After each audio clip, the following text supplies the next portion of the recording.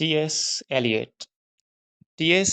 Elliott 20वीं सदीअ जे अदब ऐं तनक़ीद जो तमामु वॾो नालो ऐं नोबेल इनाम याफ़्ता एलियट असल में अमेरिकी शहरी हो, पर हुन अची लंडन वसायो। हार्वर्ड, ऑक्सफर्ड ऐं सारबोन यूनिवर्सिटी पेरिस जो तालीम याफ़्ता एलियट पंहिंजे गुज़राण लाइ पहिरें उस्ताद, पोइ बैंक क्लर्क ऐं आख़िर में रिसाले जो एडिटर थियो। अगरि हाणे असां ॻाल्हायूं हुनजे मशहूरु कमनि जो, त हुन जेके मशहूरु तख़लीक़ूं आहिनि उहे हिन रीति आहिनि: the wasteland, the hollow man, Prufrock and other observations, the love song of J Alfred Prufrock, the cocktail party, tradition and the individual talent. संदसि तवील नज़म वेस्टलैंड हिकु मशहूरु ऐं शेर आफ़ाक़ तख़लीक़ आहे, जंहिंखे जदीदियत जो पहिरियों वॾो ऐं अहम नज़म चई सघिजे थो। ही नज़म एज़रा पाउंड सां मंसूब थियल आहे। एलियट जॾहिं हिन नज़म जो मसूदो एज़रा पाउंड खे ॾेखारियो त हुन नज़म जा केतिरा ई हिसा कटे छॾिया, जंहिं सबबु ही नज़म इंतिहाई ख़ूबसूरत पर सम्झण में ॾाढो ॾुखियो थी पियो।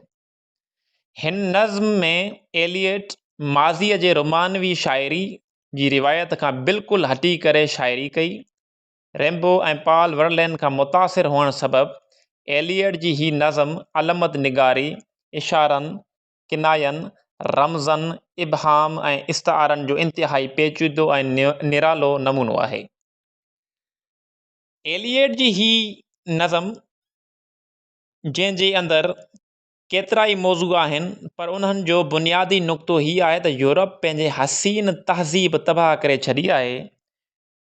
दानिश जी मनफ़ी इस्तेमाल सबबु जिते हू हिक ॿिए जो वेरी बणिजी वियो आहे, उते हू रूहानियत खां परे हुअण सबबु तख़लीक़ी तौरु संड बणिजी चुको आहे। यूरोप जी सरज़मीन तख़लीक़ी ऐं रूहानी तौरु बंजर थी चुकी आहे। उन्हीअ बंजर ज़मीन खे सरसब्ज़ ऐं शादाब बणाइण लाइ छा कजे, हू सवाल थो करे। एलियट उन जो इम्कानी हल ॿुधाइण लाइ ऐं विञायल एहसासाती, तख़लीक़ी, तहज़ीबी ऐं रूहानी शादाबी ॿीहर हासिल करण लाइ असांखे मज़हब ऐं देवमालाई दुनियाउनि जो सैर करण लाइ यूनान, मिस्र ऐं इंडिया वठी वञे थो, जिते देवता जो मौत उन लाइ ज़रूरी आहे त जीअं संदसि ॿीहर जनब थी सघे। हाणे अगरि असां चऊं त एलियट जेॾो वॾो शाइर आहे, ओॾो ई वॾो क्रिटिक पिणु आहे। Tradition and the individual talent खां अलावा द फंक्शन ऑफ क्रिटिसिज्म ऐं टू क्रिटिसाइज़ द क्रिटिक संदसि मशहूरु तनक़ीदी मज़मून आहिनि। रिवायत ऐं इनफ़रादी सलाहियत में हुन रिवायत में नवाण ऐं हमआहंगी पैदा करण जी कोशिश कई आहे।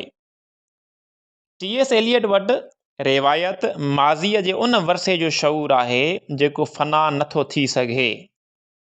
रिवायत उहो वरसो आहे जेको हाल में बि ज़िंदा आहे। हू चवे थो त शाइर खे पंहिंजे तख़लीक़ खे रिवायत सां ईअं सुल्हाइणु खपे जो उन जूं पाड़ूं त रिवायत में कुथल हुजनि, पर उन जा गुल ॿूटा पंहिंजा हुजनि, छो त मुकमल नओं मुमकिन कोन आहे। होमर खां वठी शेक्सपियर ऐं मिल्टन असांजे रगनि में रत वांगुरु गर्दिश था कनि, पर को बि शाइर जेकॾहिं मुकमल रिवायती रस्तनि ते हले त संदसि शाइरी नहीं त छा, बल्कि उहा शाइरी ई न हूंदी। टी.एस. एलियट वर्ड्सवर्थ ऐं रोमेंटिसिज्म जे मथां छिती तनक़ीद कई। जीअं त वर्ड्सवर्थ चयो हो त शाइरी शदीद जज़्बनि जो बेसाख़्ता इज़हार आहे, जंहिं ते एलियट चयो त शाइरी शदीद जज़्बनि जो इज़हार न, पर उन्हनि खां फ़रार जो नालो आहे। यानी शाइर जी शख़्सियत ऐं संदसि जज़्बनि खे शाइरीअ में मुदाख़लत करण जे बजाए उन खे आज़ादु छॾणु घुरिजे। शाइर जो तजुर्बो ऐं मुशाहिदो ऐं रिवायती वरसे जो शऊर गॾजनि था त शाइरीअ जी तख़लीक़ थिए थी।